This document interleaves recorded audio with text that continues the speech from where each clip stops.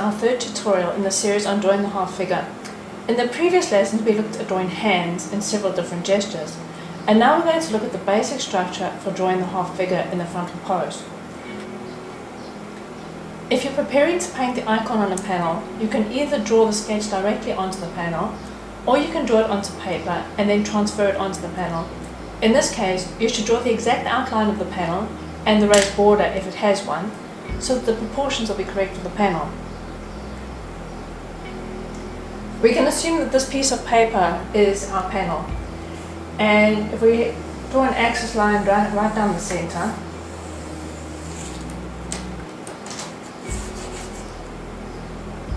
we will then draw a second axis slightly off center,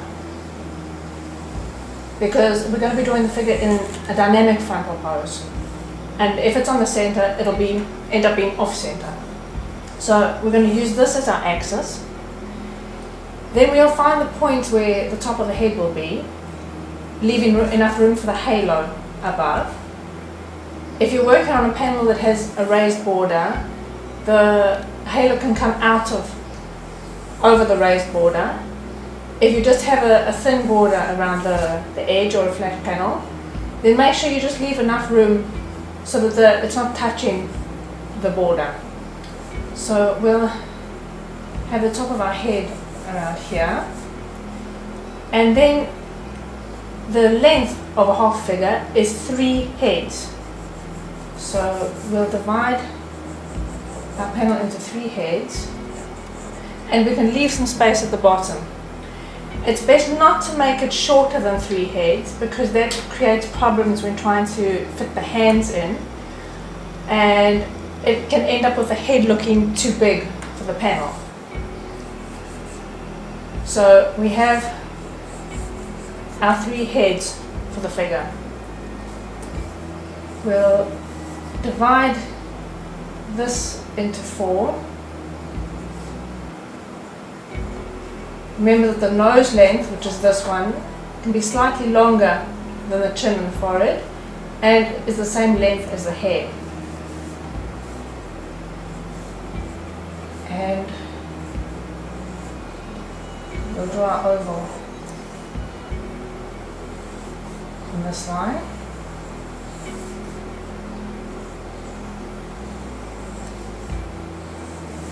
Slightly wide on this side and that side.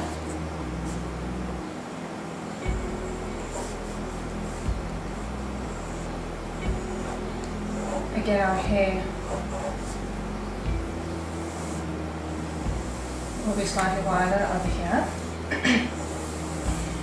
Now, a mistake a lot of beginners make is to start with the head and then draw all the details in the head and then try and find where the body fits in. We're going to start by working out with our head. We're going to put all the body parts in place, and then the last thing we're going to do is fill in the details on the face. Now, if we want to find the shoulder height, again, it's a nose width over here, so the bottom of the neck, and that's roughly the shoulder height. If we add another nose length section over here, we get approximately 1.5 heads. Now, 1.5 heads is an important measurement because that's the width of the body without the arms. So we're going to draw in the width of the body. Remember, this side is going to be slightly broader than this side. So that's where the body will come in. Our neck will come in roughly here. We can put in exactly afterwards. The length of the upper arm is also 1.5 heads. So we're going to have the upper arm coming to around here.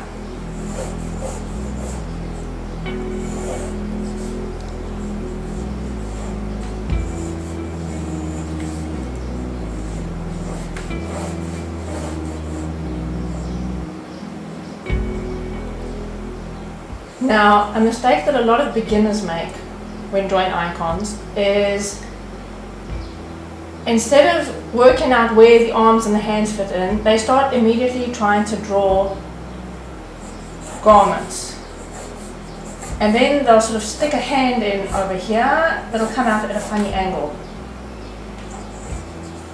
But if you look where the hand actually comes from, it's coming from the hip or somewhere. It looks like it's amputated from the rest of the arm. We always start by putting in the forms for the hands and the arms before we clothe them. Now, if we were drawing a full-length icon where we might see the whole arm, the length of the arm from the finger to the elbow is also 1.5 heads. But in a half figure like this, we're actually not seeing the whole arm because it's at an angle. So it's not going to be a full 1.5 heads. We're going to have our blessing hand coming around here. Remember that the length of the hand is the same as the oval for the face. So we're going to work out that our hand will come around here. The figure is at an angle where the broad side is coming further out towards the viewer than the narrow side. So this arm will be a bit shorter than the other one. And if we have our gospel book around here,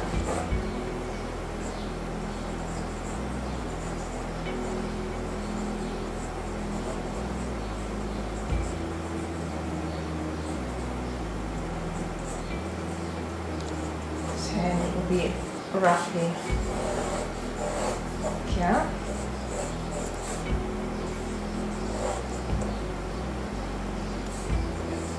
And there we've got a rough idea of where everything is going to fit in. And now we can start drawing the details. In this lesson, we're going to keep our lines and our forms quite simple so that you can get an idea of how the lines work to create movement and rhythm. And in later tutorials, we'll look at more complex folds. So we'll have a line from the neck coming like that.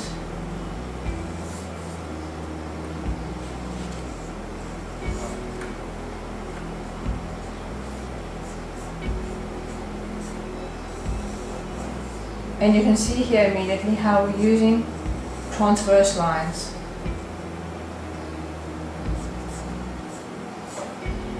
And how we break up curved lines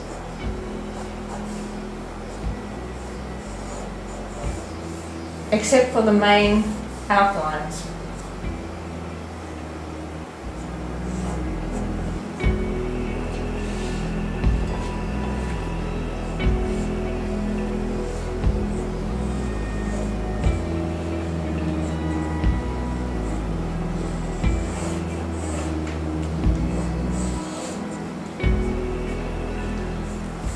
Now we're going to follow this line with the rope coming around here and bring it around here.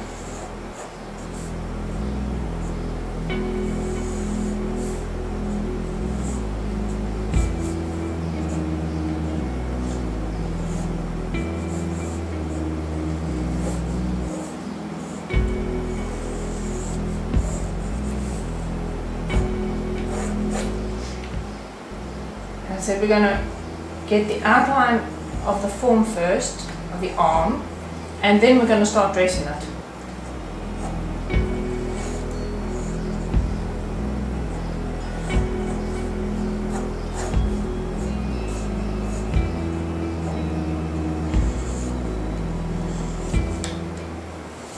And we never have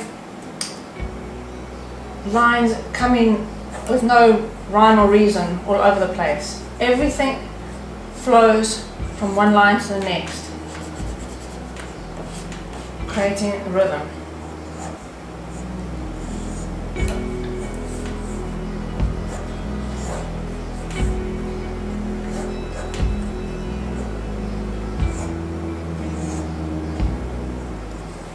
And you can see how there's a movement here created by these lines.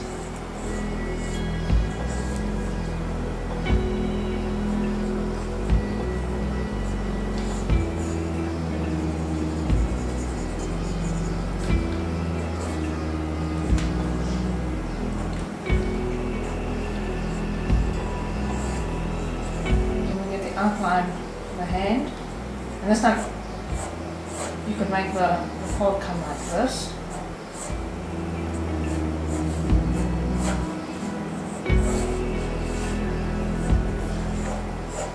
You can make the fold come like this.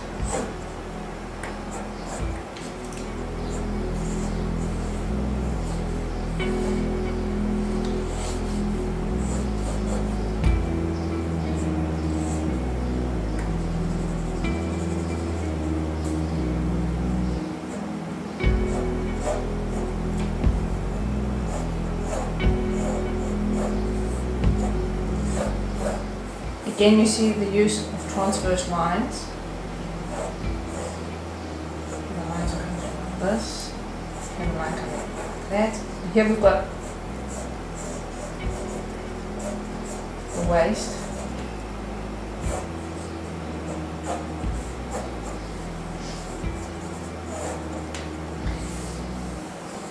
And over here on our axis line, there will always be a line, a pleat over here, which helps us visually to keep the center of our figure.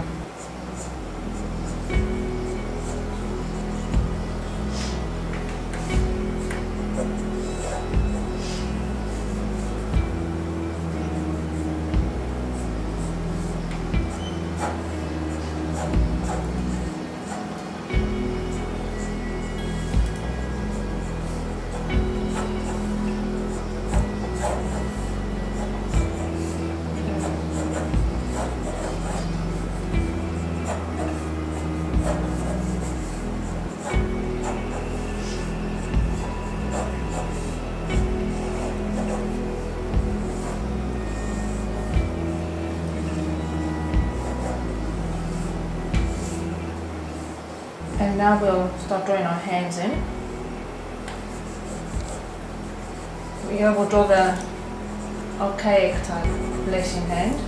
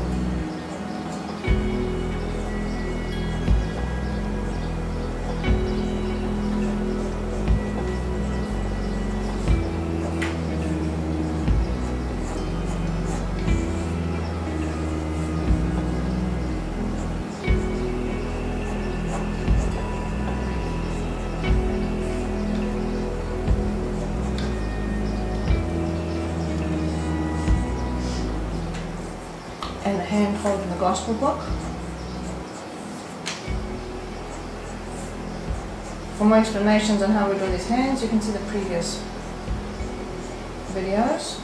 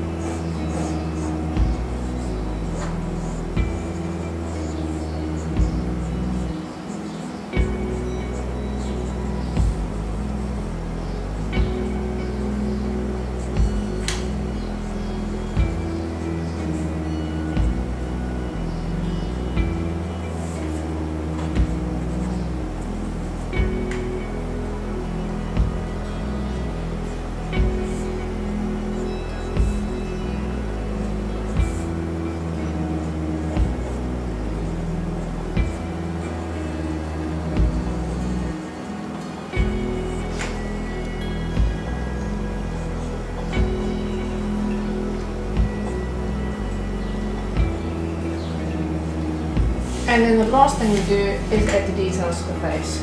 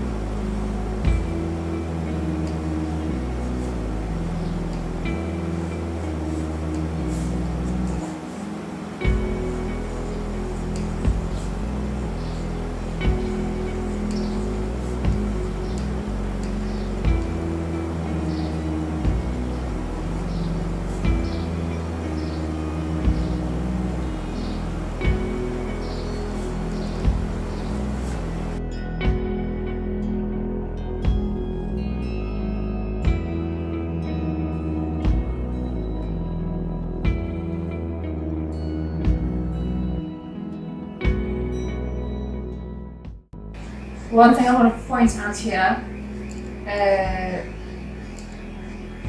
often beginners, and not beginners, will make the neck bulge out over here.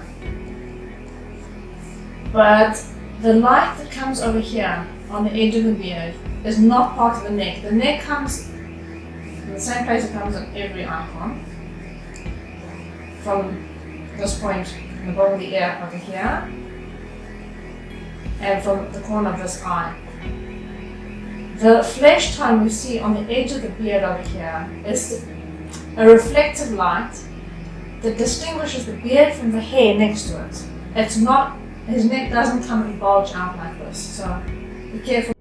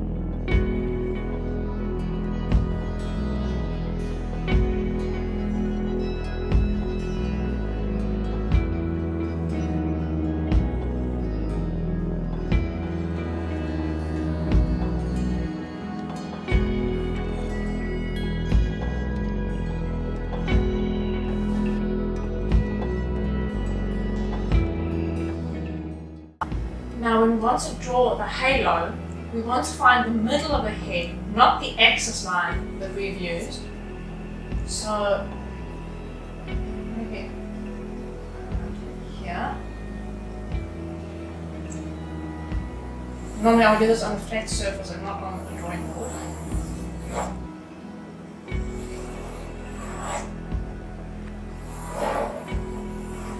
We want the halo to be equal on all sides.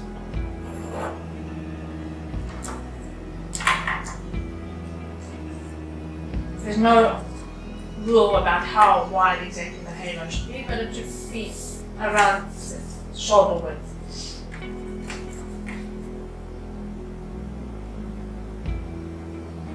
For Christ, we have the cross inscription.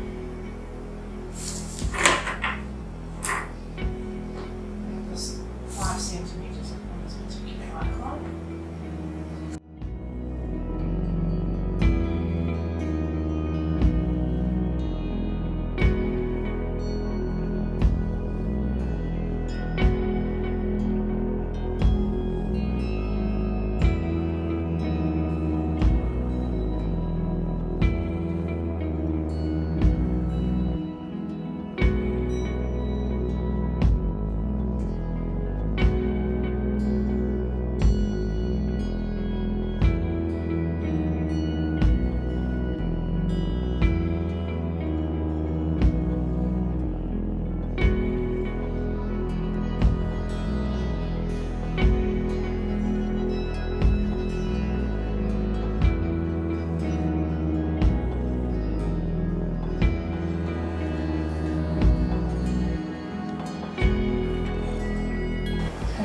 Inscription or on.